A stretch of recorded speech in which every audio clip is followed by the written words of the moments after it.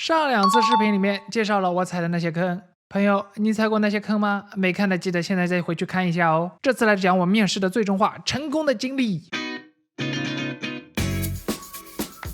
这次面试的是一家电商公司，我汲取了上次的经验，好好了解了他们的公司，熟悉了他们的网站。前期流程还是类似的，首先和 HR 打了一个电话面试，然后和 UX Lead 1对1进行了面试，讲解作品集，然后获得了去试用1天的机会。今天我们就来细聊试用日需要注意的那些事项，还有成功的经验。试用开始时，设计师小哥 Müller 先生带我认识了部门里所有的同事，他们都非常亲切友好。这个时候你就可以表现出你是个友善礼貌的人，争取同事之间的印象分，让他们觉得你是一个可以共事的很 nice 的人。之后把我带到了座位，让我完成第1个任务，给了一张清单，上面都是有关于公司网站的问题，比如访问网站客户都是谁，哪里来的等等。这时候我就用到了乐乐在另一个视频里强力推荐的 Chrome 插件，叫 SimilarWeb， 查到了用户来源的国家，多少人直接进入网站，多少人是 Organic Search 进入的，多少人是通过广告进入的，又多少人是通过 social media 进入的。然后对应这些数据，我又将用户进行了分类，比如明确自己想买什么的理性型，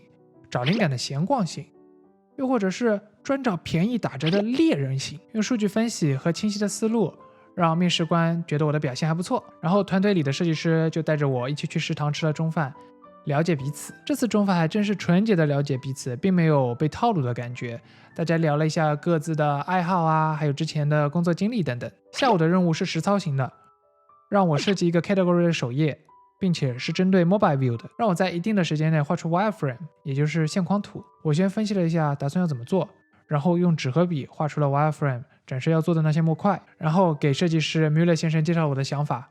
交流过后，我开始用 Adobe XD 做 UI， 做了个大概之后，我把 UI 镜像到手机上，调整里面的尺寸啊、间距啊，让它更适合 mobile view 的交互。做完后，我展示给 Müller 先生看看，他点头称赞说：“不错不错。”这个时候也已经到了下班时间了。Herr Müller 拍拍我的肩说：“走吧，我顺路送你到地铁站吧。”2天后 ，HR 就给我打了电话，顺利录用。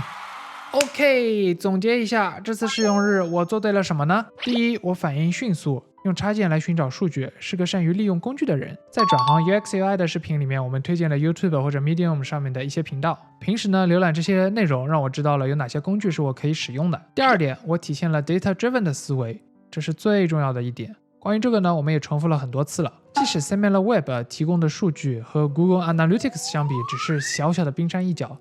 但是我使用它，体现了我收集数据、分析数据、归纳利用这些数据的能力。第三点，我表现了自己使用软件的能力。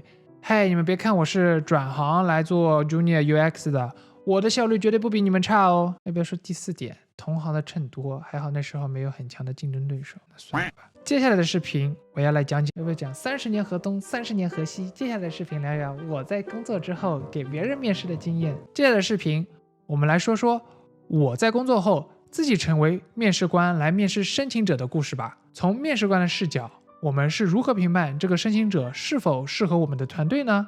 我的面试经验分享就总结到这里了。如果觉得对你们有帮助的话，记得点赞、分享、订阅哦。这样 YouTube 的算法会把我们的视频推荐给更多想了解设计师面试经验的人，真的非常感谢。如果有疑问的话，可以给我们在下方留言呢。记得订阅我们的频道哦。每周五我们会更新我们的视频，记得打开小铃铛，这样才不会错过哦。